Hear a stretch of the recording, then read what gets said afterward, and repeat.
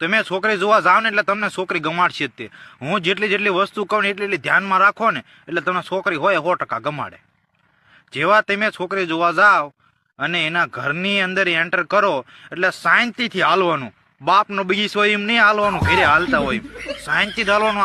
એમને એમ થવું પડે હા હોય સાદાર માણસ છે અને વ્યવસ્થિત તૈયાર થઈને જવાનું.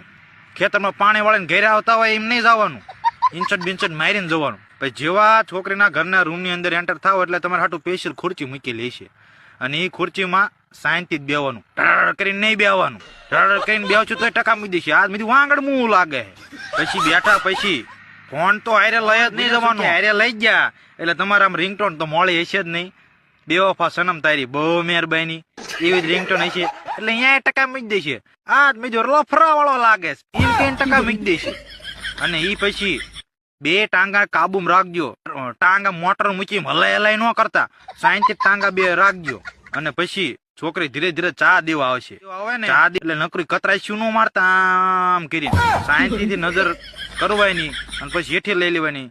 પછી શાંતિ છોકરી આમ નજર કરવાની પછી હેઠે લઈ લેવાની. એક ધારું ન તાક તાક કરતા. ઓલા બધા ઘરવાળાની તમારે આમ નજર છે સીસીટીવી કેમેરા ઘોડે.